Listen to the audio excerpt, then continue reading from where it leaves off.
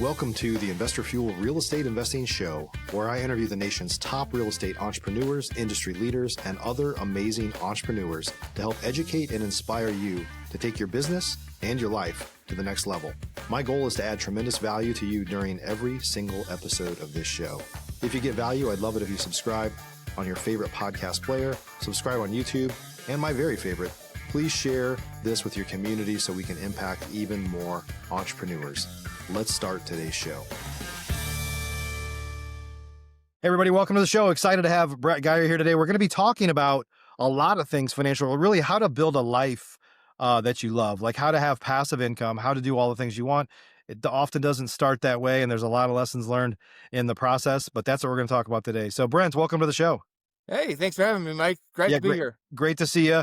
So you have an amazing kind of history that is unusual. I guess when you look at a lot of us, our histories are unusual.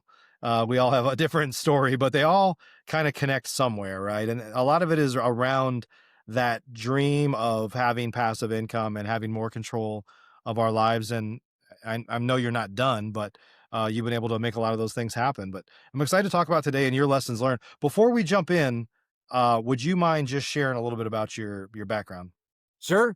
I got to admit, as a younger guy, passive income wasn't the dream. The dream was skiing and the freedom to ski. And that you're going to see that drives a lot through the history. So, Michigan State grad and went to work for what was the Big Six at the time, Pete Marwick, and specialized in banking and specifically mortgage banking. So I started to back into the real estate industry, actually through the accounting function and mortgage banking. But again, here's where skiing interjects. Chicago is a beautiful city. I loved it, had a beautiful time. There's no ski hills. So I had made a connection out here in Colorado where I now live and emailed that connection literally once a month for about 9 months. And it happened to be at Inch West, a ski resort developer, actually ski and golf resort developer. And so I came out here as a project accountant and quickly moved up to the ranks into a financial analyst and eventually acquisitions. But again, always with the intent of, hey, I should be able to ski more in my life. Following that career, the Great Recession hit and, resort and a lot of the development took a hit for a few years. And I saw the switch to make that switch, or I saw the opportunity to make that switch to passive income by becoming a landlord. And it was pretty simple math out here in Colorado at the time. We had a ton of foreclosures, about 32,000 houses on the market, and nobody was leaving town. They were still moving into town at the time. Mm. So to buy up those foreclosures, turn them into rentals was easy peasy, super. It was the most obvious business plan I think I've ever stumbled across at the time. Yeah, it's interesting, but you had the foresight to know it was a good time to buy, because I know in some investors that were in Denver that got hit really hard and they were trying to sell everything. Obviously, Denver was one of those markets where prices went down quite a bit during the last downturn. And so they were scared to death, but you were going into it with a long-term vision. I mean, you had that in mind. That not everybody had that. No, they didn't. And again, Denver at the time was the canary in the coal mine. If you go back, we started getting the foreclosure headlines in early 07 and early 08 before it hit the rest of the country, 8, 9, 10, 11. And so you're 100% right. My timing happened to be a little bit better coming from the land acquisition side. I didn't have a lot of capital already trapped in the market, and I had some capital to deploy into the market, which played, again, as with any strategy, timing and luck come together, and it's a 1 + 1 = 3 situation. Yeah. I'm curious what your thoughts are on, you have the accounting background. I don't know if you know this about me, but I have a financial background. My wife has a financial background. I just had Casey Quinn on the show here recently too, who runs an accounting firm and is a big investor. And just having that, Casey said it a while back when he spoke at Investor Fuel, is like, accounting is the language of business. But when you're in big circles like Investor Fuel around a lot of real estate folks, not very many of them are accountants and finance people. They're mostly salespeople and, some marketers and stuff like that. Not that that's wrong, but I just know that financial foundation, that ability to think maybe longer term because of that background, plays a role. Would you say that's played a role in your success, I guess? Oh, it's played a huge role in my success. Yeah. And again, the things that I may need to go learn on marketing or other things that, may not click on my side of the brain, so to speak. We all have that, right? Yeah. To be honest with you, I think it's a little bit easier to go learn about marketing because, again, I can start to break it down into financial terms of how much am I getting, pay per click, da da da. You can still break it down into a financial kind of model as you will. So yes, I go back to my accounting degree and my accounting knowledge on a daily basis. Yeah. Yeah. Not even weekly, it's literally every single day. And again, it comes into 1031s, the mortgage background and stuff comes into refis and loans and how I can go get loans. And when I go talk to loan officers, exactly, I know what buttons to push. I know exactly what they need in their file. Yes, I literally Yeah. on a daily basis, I use it. Yep, yep. And I think, real estate is a long-term gain. I mean, if you're a true investor, you're buying and holding, you're doing some of the things you're doing now. You're not necessarily a wholesaler or a fix and flipper. I mean, I've done plenty of that. We're around a lot of people that have done that, but the long-term hold type stuff or that mindset is where the wealth is really built. 100%. Yeah. I happened to my house in Denver. I put it under contract in September of 2006. I closed on it in April of '07 when my first son was born. If I had, April of '07, the Denver market was like this. If I had to sell that in the next year or two, I would have lost money. Yeah. We've had that house now for 18 years. It's more than doubled in value. I finished the basement, a couple things, but no major outside of the basement finishing, no major, investments to get that double in value and just, again, it's a cycle, but more often than not, it has gone up over the last 50 years. Yeah. Yeah. Let's talk about kind of making that move from you made the move from W-2 to an investor, relatively active, but let's talk about making the move from kind of active to passive. I mean, everybody wants mailbox money. Everybody wants to be able to leave their job or take a month off or whatever. Like everybody wants there to be money there, but not everybody has that, right? And so it takes some intentional behavior to kind of balance those scales out, right? 100%. And again, if you would have talked to me 8 years ago, I was never going to be anything else but a landlord. I loved it. I absolutely loved the landlord life. And I still, as a business plan, I think it's great. There's two things that kind of happened. One, I really enjoy being able to go on vacation and not have somebody call me and tell me their sink's backed up, their water's cold. The calls always seem to happen literally as soon as the wheels go up into the plane. Right. So, and I will not have heard that from that tenant since my last vacation. Right. The other one was just the regulatory market and the legal market, or what's changed in that here in Colorado.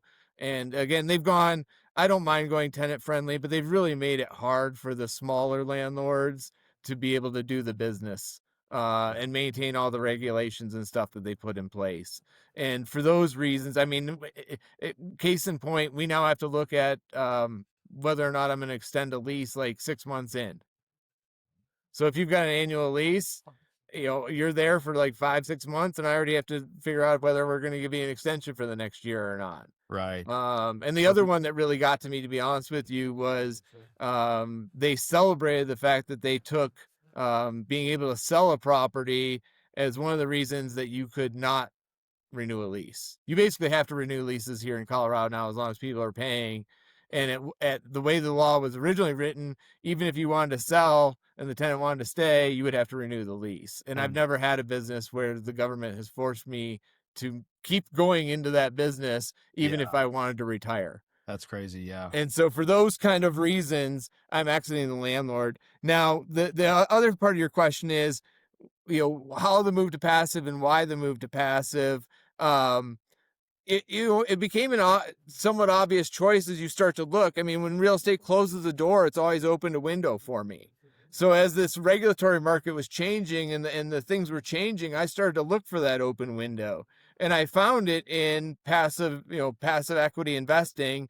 Um, the one thing there was a couple things actually I didn't like about it. And these are some of the things that we addressed at Ironton. One was, In some cases, you need to write a $1 to $5 million check just to get in the door. And, I've done well, but I haven't done that well. And if I'm going to write that kind of check, that's pretty much all my eggs back into one basket again. So I'm not diversified. The other aspect of it that I didn't totally care for was just, how how many products were out there. And there just weren't quite the right products. So, we took a look at that, and my move to passive investing really came with, I want to get into it, but I also want to change these kind of offerings and bring some new offerings to the market, some stuff that really kind of works, kind of like an index fund for bonds or stocks. These things exist in other markets that didn't really exist in real estate. So if I wanted to take my 100,000 and put it into 10 different projects, no, good luck. And so being able to switch to passive came with solving a couple of problems too, so that I could, again, it goes back to that accounting question you just asked me. I'm always looking at where the risk is. Have I diversified enough risk? And what might happen? I know what's going to happen if everything goes well, because that's what everyone sells you in every pro forma. And Mhm. every real estate pro forma you look at, they're all 5 years. You're all going to double your money at least, and whatnot. And those of us who've been around the real estate block enough time know that's not what's going to happen in every single case. Right. So how do we look at how do I mitigate this? And, if I'm going to buy stuff in Florida, which is, beautiful, the coast, love it, but it gets hit by hurricanes. So do I need to then blend that stuff back with, the Midwest, which doesn't boom and stuff, but can bust? So those are the kind of things that I was really struggling with when I started the switch to passive. And those are the kind of things that I've worked on, having been a more passive investor for the last few years. I still own some rentals, in full disclosure. I have not completely cut off my active, but I've definitely limited it quite a bit from where it used to be. Yeah. What kind of advice would you give people that have active income? I think one of the challenges is people are not scaled up enough to be able to make the transition. So they kind of need that active income. And so I think there's a lot of, I mean, I talk a lot about scaling. And if you're on social media all the time, a lot of the point of scaling there is to have exotic cars and live some kind of crazy lifestyle that, quite frankly, not everybody wants to live, right? People just want the peace of mind. I talk about scaling from the standpoint of being able to buy back your time and have enough income to have a wider moat, so that if the market changes or whatever, like, you're not, you might get punched in the gut, but you're not like knocked out. And then during the good times, it allows you to start to diversify and put more money into more passive things, so that you can start to make that transition from active to passive. So you have more options at some point in your life to stop doing active if you want to. I mean, you hit it nail on the head. When the Great Recession hit, I was a very successful land acquisition guy with exactly one source of income. And when that one source of income went away, I made a vow to myself that I would never be a one source income guy again. Hmm. And so but again, it takes that mindset. And I'm not going to tell people not to initially put their money to scaling their business. You Sure. have to.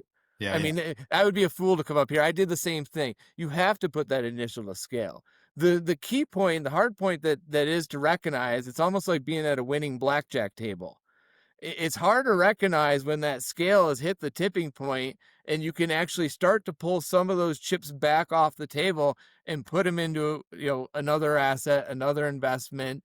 And again, for some people, it's going to be starting another business. But for a lot of us, it's going to be something more passive that I don't have to actively work. Again, the common one for a lot of real estate guys is to, go to a hard money lending or something else next. Right. And, and again, if you've been used to walking into projects, running contractors, seeing things go from, dust to diamond, and then selling them and moving to the next one, sitting at your computer and just doing underwriting seems like it's passive, but it's not. It's still active. You're still doing the same things that you did, as an active investor. You're just doing them from here, but it requires you to do them to earn those income. True passive income is set it and forget it. I Hmm. mean, it's more what you would do in the stock markets and bond markets and stuff like that. But again, everyone has those investments and we get sold them so many times through 401ks and everything else. The one thing where you probably are under supplied in as far as diversifying your portfolio is typically real estate, except for the real estate guys. Right. And then we're all real estate. Right. And so, and I'm guilty of it too. You know, before I went more into passive, I was 95% real estate and 5% 401k IRA. And it worked well for me, but as soon as I hit the scale that I did, I started to pull chips off the table and put them into other places. And I got to be honest with you, I'm glad I did. Like the last year for real estate, not the greatest market. We're in one of those, you know, it went up for what, 10 years, and now we're going to be down for a couple years, right? Yeah. And is it going to take off like a rocket again? Maybe, maybe not. But it's probably not going to sit down in the bottom for more than about 2 or 3 years. I mean, that's the way every blip seems to happen when you look back historically. Yeah. How do you have the vision? What tips would you give? Because it sounds like you didn't always have it either.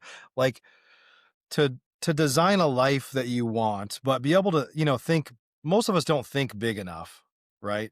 I mean, for the record, you told me you're about to leave to go on a helicopter ski tour in Canada, right? And then I mean, probably at some point in your life, not that long ago, that wasn't even on the radar for something that you would just do on a random kind of Tuesday or Wednesday, right? But you got to think big. You've got to dream big to kind of set goals to build a roadmap to get there.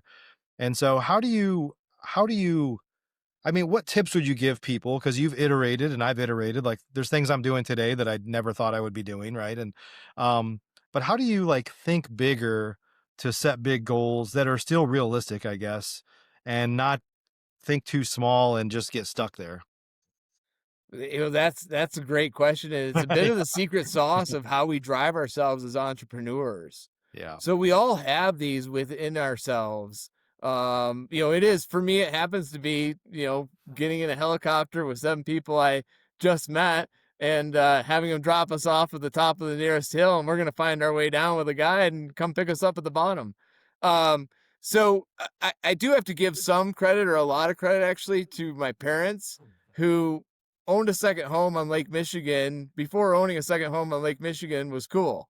You know, they bought that land back in the 60s when, you know, if you think about the evolution of the American family, like we all started with 1 car, we went to 2 cars, you know, and now for the evolution for upper middle class is you have 1 house and then you went to 2 houses back in the 80s and 90s. My parents did it in the 60s. And Hmm. so that kind of like you live you live to get things out of the moment and whatnot, and enjoy Mother Nature was just instilled in me from a very early age. So for me, to set those goals comes from my upbringing, but we all have them within it. Again, for some guys, it may be the flashy car or something like that. Right. The hard part is most of us will tell ourselves we don't deserve it. Hmm. And Yeah. you know, and you'll get to that point where, or you'll find the success and you'll find the secret sauce, and you'll be like, and again, it's just like not walking up from the blackjack table. I got a hot blackjack table. Let me just bet again. Let me bet again. And you get into the same cycle. You have to recognize where you're at in life and where you're at in the cycle. And again, a lot of it is taking it from head down to head up. And it's that one moment of just breathing. And it can happen on a vacation. It can happen on a Sunday afternoon. It can happen on a drive home. But it's just going back and checking in with yourself as to, am I where I want? Because time passes every minute, right? Right. I mean, you know, while we're on this conversation is 30, 45 minutes. We're never going to get back again. I'm happy I'm spending them, but that's the fact of the matter. Yeah. So when I'm on my drive home, when I'm on vacation, when I've got that moment of solace, I always try to check in with myself. Am I where I'm at? And again, some of us do these with annual goal setting, but if you don't, if you never go back and look at the goals, you know, it doesn't matter. So for some people who are super organized, you know, they're going to set their goals. They're going to look back at them on April 1st, July 1st, October 1st, and then again, January 1st, and reset for the next year. If you're that disciplined, God bless you, and you can already do this. For me, I'm a little bit more of a free flow guy. I'm a negotiator. I'm used to kind of taking things in, as they come. And so for me, the moments happen a little bit more ad hoc.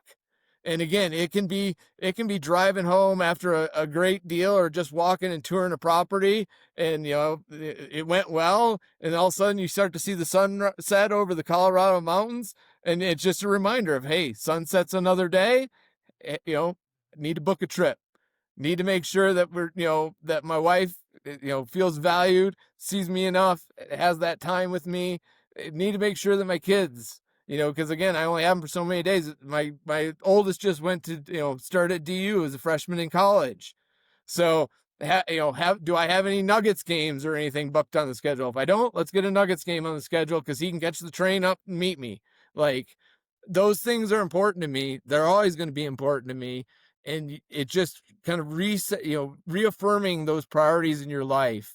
And however you do it you find the system that works for you. But absolutely check in with yourself. Yeah, that's great. 100%. Some of it is it's just living a very intentional life, so where you're always looking for ways to. It's different for everybody. It's not all about being bigger. I mean, better is better, not necessarily bigger, right? But for a lot of folks, it's like, am I doing all I can? Am I stretched enough? Am I challenged? Like, what are some, do I feel fulfilled? And if not, like, what can I go do? And but just intentionally thinking about that, right? 100%. And again, I've heard other people who've scaled super high and haven't gotten any more return off the scale, and Sure. they're doing a ton more work, but no more return, no more happiness of life. I made a very intentional decision. I was offered more money when I was building my rental portfolio to go do fix and flips and do some other businesses, and I made an intentional decision to not take that at the time. And could I have run two or three successful businesses by now? Yes. Would I be any happier than I am? Not one iota. Yeah. Like, I mean, again, it's really kind of getting, recognizing what you need out of life and where your goals out of life are, and then being happy with it. Yeah. And I tell my kids this all the time. There's always going to be people with more or less. If your goal is to always have more, you're never going to get that goal. Yeah. You'll never hit that. Yeah. There's only one person who gets that goal. Yeah. I think, So, one short, a little shameless plug here. One shortcut is being in Investor Fuel, a mastermind like Investor Fuel is. It's not to like covet what the person next to you has, but it's to like make you think bigger and just see what's possible sometimes, right? Because there's people, and it doesn't necessarily need to be bigger. It's just, I mean, I've been inspired by people that I have a bigger business than, but they're like so much more in. They give so much more of their time to their family, and to be frank, like I have regrets that I've focused too much on business. I probably most entrepreneurs have those threats at some point, that they are those regrets that they've spent too much time focused on the business. I mean, I have some of those regrets. And it's just how I'm wired, and it just is what it is. It's not like I'm neglecting my family, but sometimes it doesn't have to be somebody that has a bigger business or has a nicer car or anything. It's just how they do a thing. But when you're around a lot of people, it's easier to get inspired and see what's possible. uh, you know, I think a key is you have to be a lifelong learner. And that's really what you're touching on there.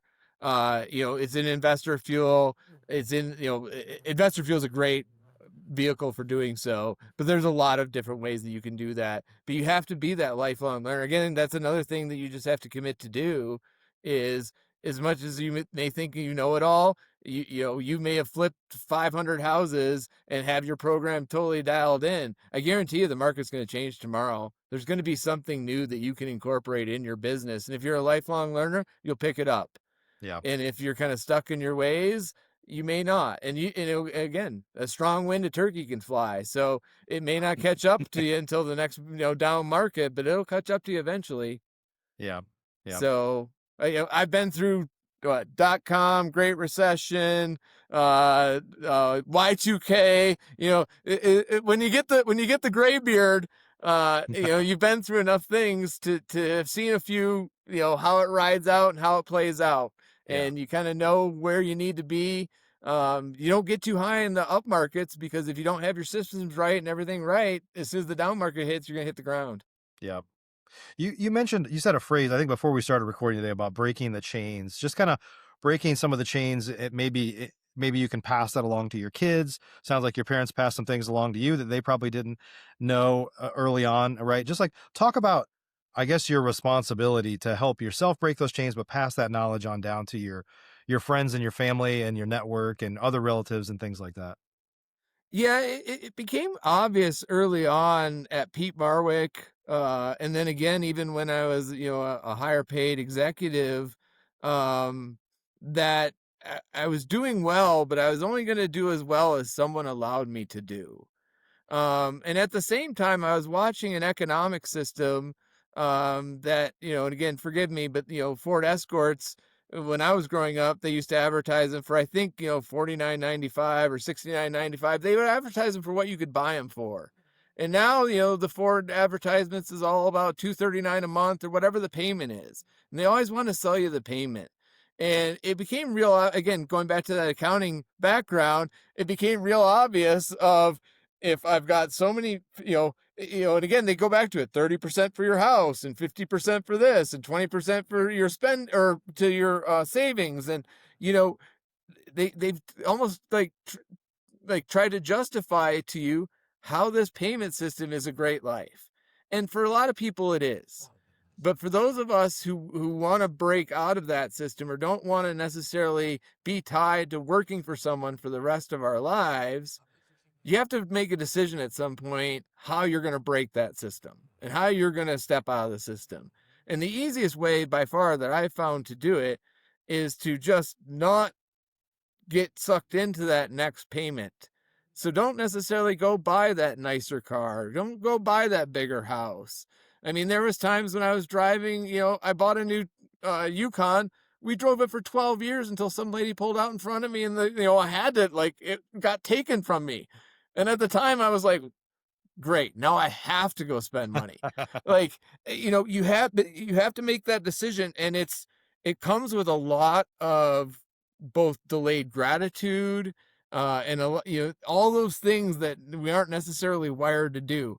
Like, no Right. one ever goes and puts like, hey, I just put my new $100,000 investment, let me put it on Facebook. No one ever posts that. They post pictures of their cars, their vacations and stuff like that. So it's almost out of favor in the current in the current mentality and to do this.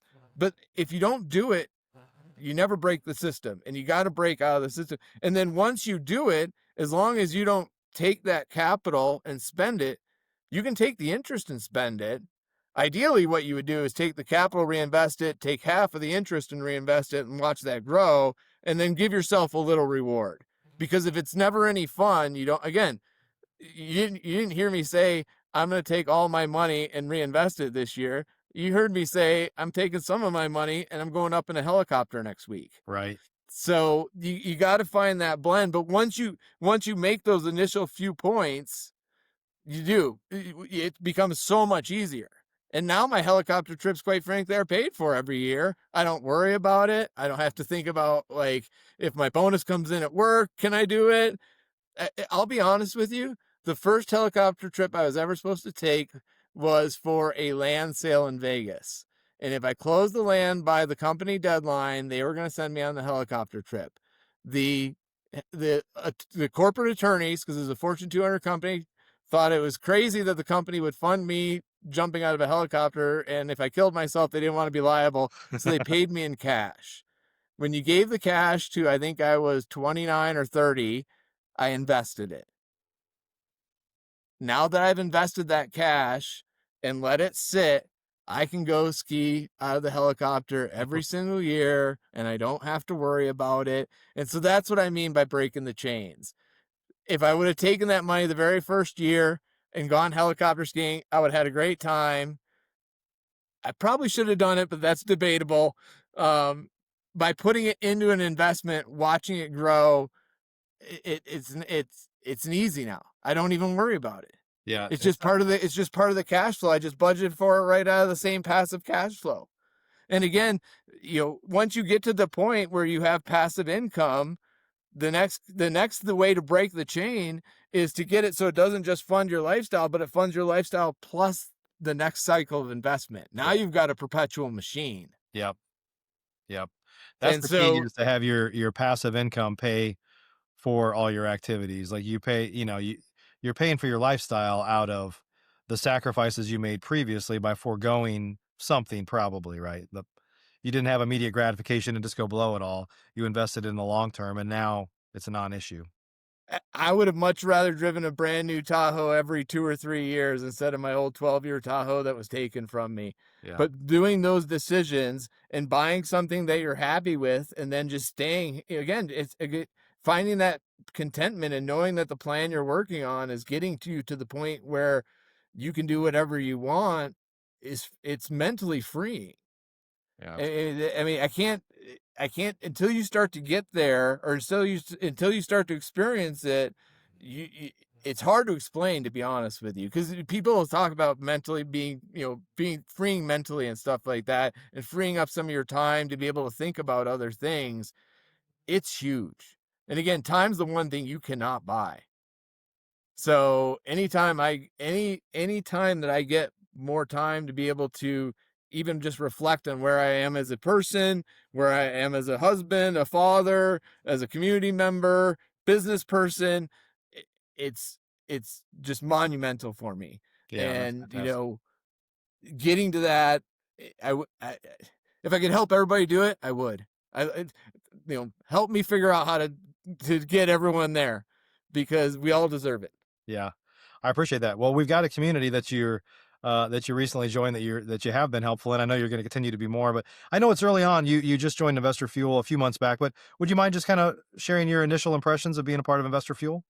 Yeah, Investor Fuel has been great, and as I've told you privately, for us as a private equity guy and operating nationally, Investor Fuel is one of those few places where you can go into, walk into the room, and be surrounded by people operating on a national scale, and whether they're operating nationally or they're just operating in their market, but collectively, you can get a real good feel and taste for what's going on all across the country, just in one of the Investor Fuel rooms. Hmm. And it makes for me, it again, it's a condensed way to get a lot of information really fast. And I get it not from the media, not from a spin or what anybody else wants me to tell me. I get it from boots on the ground people. Hmm. Yeah. So, again, I can go. I out of respect for your time, I won't delve into the many specific examples I could provide on specific conversations I've had that were enlightening for me, educational for me, and again, may have changed an investment or an idea or a focus. Hey, why don't we go look at this? This market seems to be hot.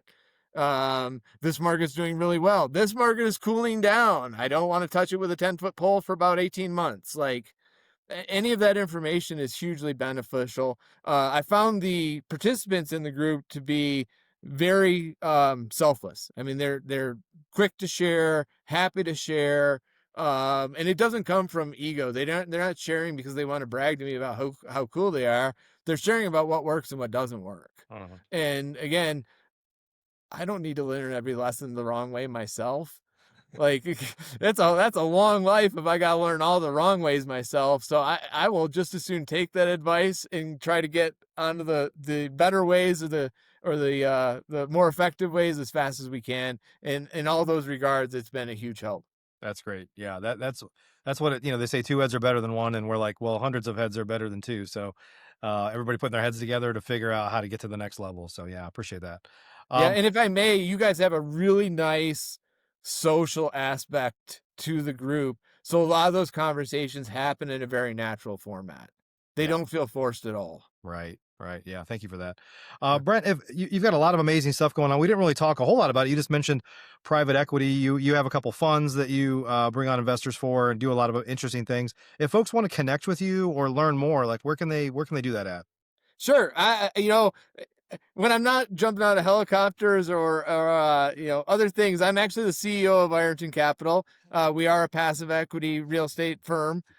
We have both real estate and non-real estate investments. IrontonCapital.com is the website for us, and I believe we have a book download free that we'd like to hand out. That's IrontonCapital.com/fuel, FUEL. Oh, that's convenient. That's awesome. Yeah, so go ahead and go there, and there's a passive investing book that you can go ahead and download to get started and on this topic if you are not familiar. Awesome. We'll add some links down below for those of you that are maybe driving right now. So, Brent, great to see you. Thanks so much for sharing your insights and your wisdom of a career that's done some amazing things and offered a lot of lessons along the way. So that's how it works, right? It is, again, if you haven't learned from what you've gone through, you're just going to make those same mistakes again. And Yeah. so, Mike, always a pleasure to talk to you. Thank you so much for inviting me on. Happy to be here. Yep. Thanks for joining me today.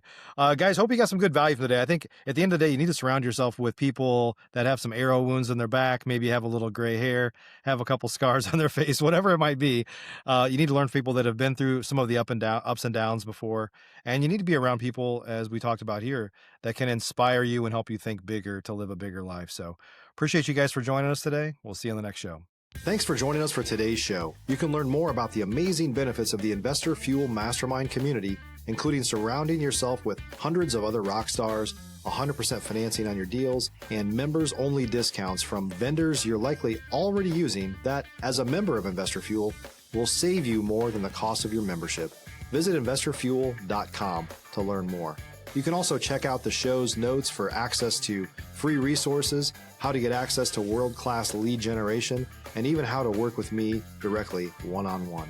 Don't forget to subscribe so you never miss another episode. See you on the next show.